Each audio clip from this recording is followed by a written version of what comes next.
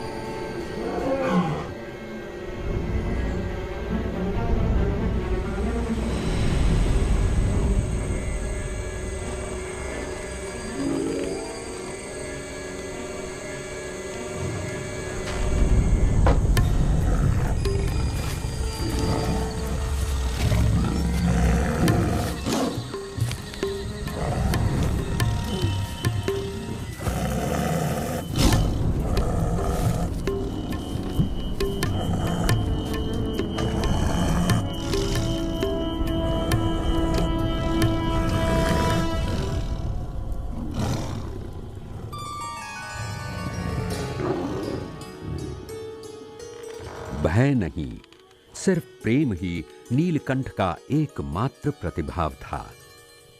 उनके आध्यात्मिक प्रकाश ने हिंसक सिंह को अहिंसक बना दिया।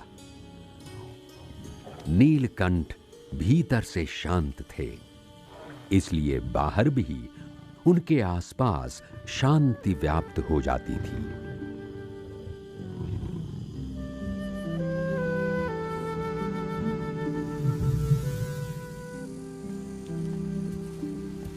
सुबह होते ही शेर जंगल लौट चला और शांति गांव में लौट आई। ग्रामवासियों ने नीलकंठ को श्रीपुर में ही रहने के लिए प्रार्थना की। नीलकंठ ने समझाया कि रोजाना जिंदगी के छोटे मोटे डर हों या मौत का डर, उससे मुक्त होने के लिए आत्मशक्ति की जरूरत है।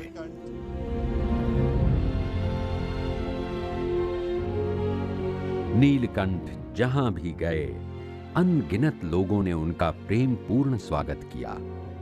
ये भारत के वो लोग हैं जो विश्व की सबसे ज्यादा विविधताओं से सभर हैं, जहां मानव अभिलाषा की हर तरह की अभिव्यक्ति है और हर तरह की जीवन शैली है।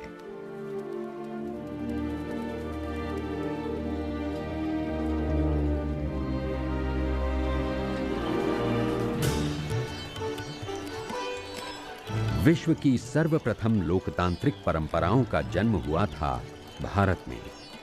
इसका मूल है पवित्र वेदों में, जो सिखाते हैं कि सभी लोग मिलजुल कर जी सकते हैं। अनेकता में भी एकता हो सकती है। आज भारत अलग अलग धर्मों, परंपराओं और पृष्ठभूमि के 100 करोड़ से अधिक लोगों का घर है।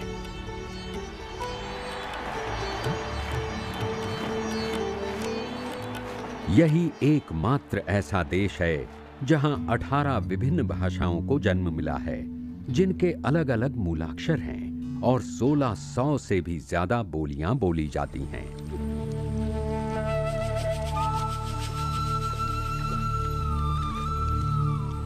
लेकिन नीलकंठ के लिए जीवन का सही मर्म शब्दों में नहीं था, किंतु जीव प्राणी मात्र के प्रति प्रेम की मूक भाषा में था।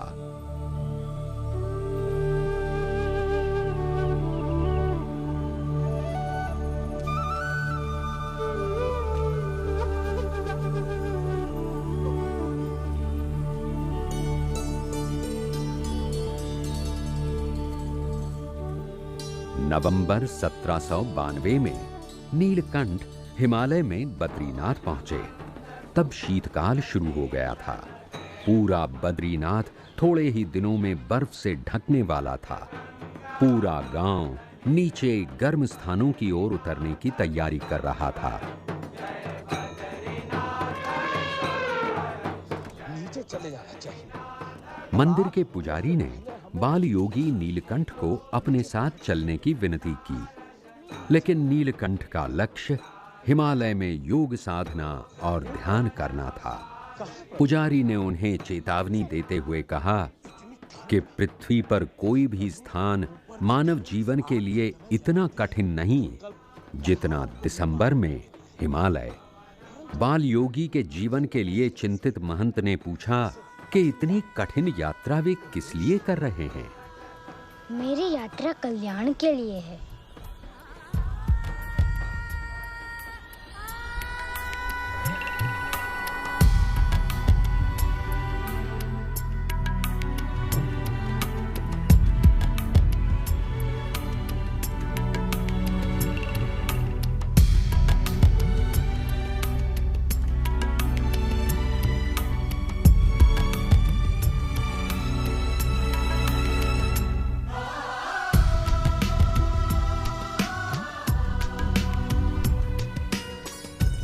अकेले ही नीलकंठ ने पृथ्वी की कठोरतम जगह में सबसे घातक मौसम में प्रवेश किया।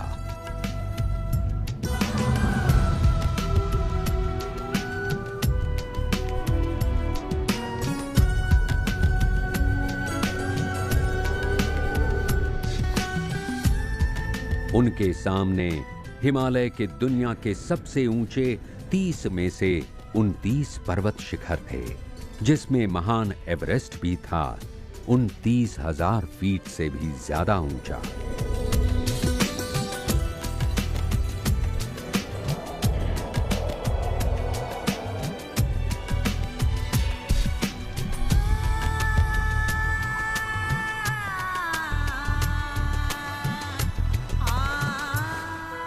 शून्य के नीचे 40 डिग्री तापमान में जब 100 किलोमीटर प्रति घंटे की तेज रफ्तार से कातिल हवाएं फुंकार रही हों, तब 20 मिनट भी खुले में रहना मौत का निमंत्रण है। किंतु नीलकंठ नंगे पांव खुले शरीर कैसे जीवित बच गए, ये आज तक एक रहस्य बना हुआ है। भयानक बर्फीली घाटियों को पार करके नीलकंठ ने दर्शन किए पवित्र शिखर कैलाश के।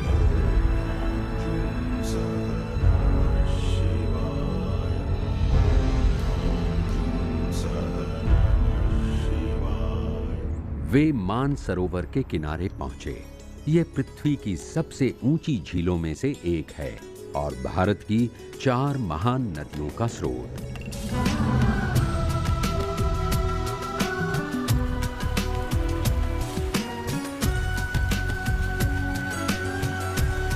नेपाल के अन्नपूर्णा क्षेत्र में नीलकंठ पृथ्वी की सबसे गहरी घाटी से गुजरे। 22,000 फीट से ज्यादा गहरी ये घाटी काली गंडकी नदी ने तराशी है।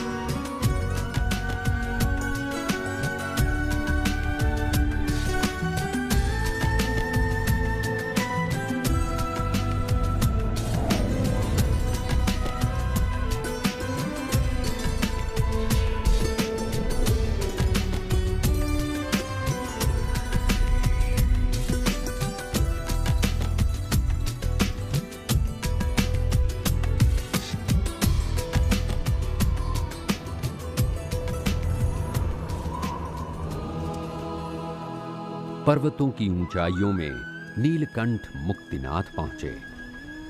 यहां भगवान विष्णु का एक अति प्राचीन मंदिर है। इसके चारों ओर भगवान के 108 नाम के प्रतीक स्वरूप 108 पवित्र जल धाराएं बह रही हैं।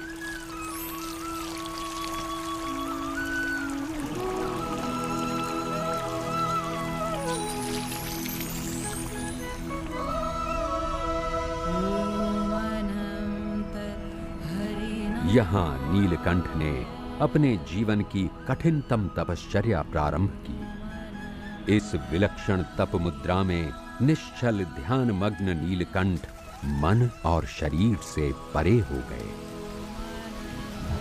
समय के साथ ऐसी आध्यात्मिक साधनाएं उनके जीवन का प्रमुख अंग बनी रही। आज मैं आसाम में हिमालय में 4 वर्ष बिताने के बाद नीलकंठ पूर्व भारत की ओर चल पड़े। उनके वचनों को सुनने शहरों में लोगों की भीड़ उमड़ पड़ती थी। धर्म स्थानों में जाकर नीलकंठ लोगों को अंधविश्वास और अंधश्रद्धा से मुक्त करके उनमें सच्ची भगवत श्रद्धा सुदृढ़ कराते रहे।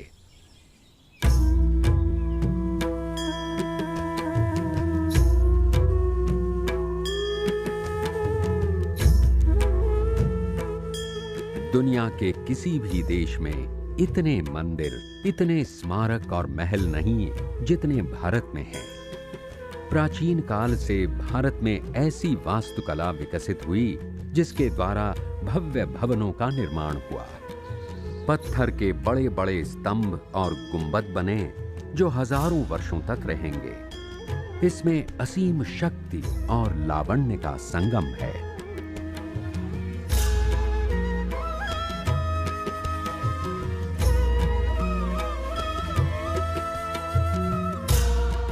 मनोरम कलाकृतियां जिनकी रचना प्राचीन भारत की मूर्तिकला ग्रंथों के अनुसार हुई है, जिन्हें युगों से अनगिनत शिल्पकारों ने हाथों से तराशा है।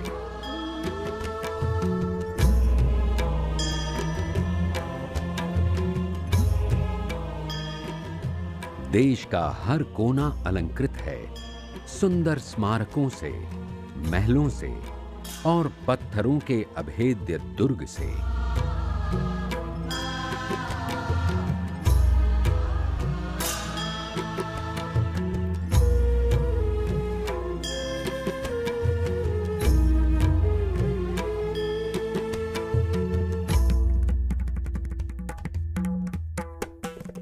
यहां कई श्रद्धा स्थान हैं। भारत मंदिरों, गिरिजाघरों, मस्जिदों और शिवालयों का एक पुष्प गुच्छ है। युगों से कला की विभिन्न परंपराएं यहां फली फूली। सुंदरता की ऐसी पच्चीकारी जो शायद और कहीं नहीं देखी जा सकती। 13वीं सदी में बना हुआ खजुराहो का मंदिर हजारों शिल्पों, अभिकल्पों, आकृतियों का एक अद्भुत संयोजन है। ताजमहल, जिसे दुनिया का एक आश्चर्य कहा जाता है और जो दुनिया भर में सबसे सुंदर परिमाण में बना स्मारक है। सांची का स्तूप, गौतम बुद्ध के सम्मान में इसे 2000 वर्ष पहले बनाया गया था। बौद्ध अनुयायियों के लिए ये एक महत्वपूर्ण तीर्थ है। प्रसिद्ध सिख तीर्थ अमृतसर का स्वर्ण मंदिर जो सोने से आवृत है, और इलोरा में कैलाश की चमत्कृति जिसे एक ही पहाड़ी चट्टान से तराशा गया है। इसे बनाने में 150 साल लगे थे। इन मंदिरों एवं स्मारकों के उपरांत नीलकंठ पूर्व भारत के भयानक बरसाती जंगलों से भी गुजरे। हमेशा की तरह वे गोरक्ष आसन में निश्चिंत होकर सोते। वे बंगाल के सुंदरवन के जंगलों से होते हुए चलते रहे। घर छोड़ने के लगभग 5 साल बाद नीलकंठ पूर्वी भारत में जगन्नाथपुरी पहुंचे। यहां के राजा मुकुंद देव नीलकंठ से मिले और उन्हें रथ यात्रा के उत्सव में आने का निमंत्रण दिया। जगन्नाथपुरी के इसी रथ यात्रा उत्सव की विशाल भीड़ और विशाल रथ ने जन्म दिया अंग्रेजी के शब्द जगरनॉट को।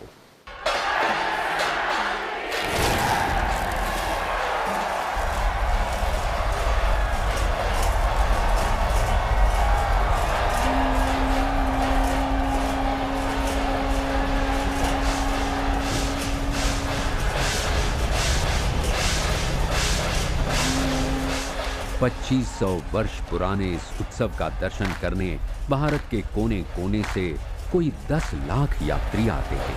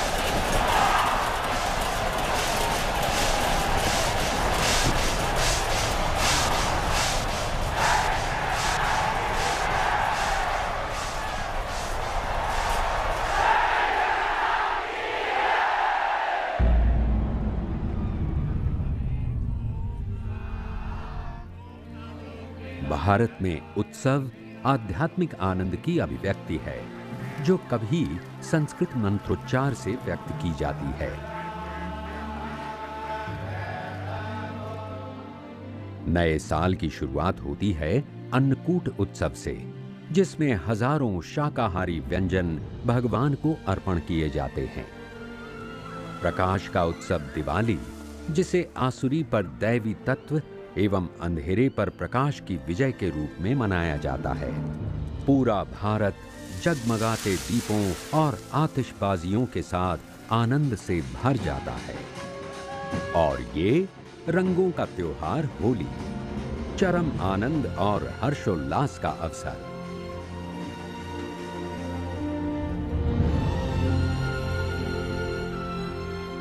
भारत में लावण्यमय मुद्राएं, भव्य उत्सव या मंदिर के भव्य प्रवेश द्वार, सब कुछ भक्ति के ही विविध स्वरूप हैं। दक्षिण में नीलकंठ रामेश्वरम के प्रसिद्ध मंदिर में पहुंचे। 12वीं सदी में निर्मित इस मंदिर में लगभग 1 मील लंबी पत्थर की परिक्रमा है, जो दुनिया में सबसे लंबी है। भारत यात्रा करते करते नीलकंठ ने देखा कि भारत के लोग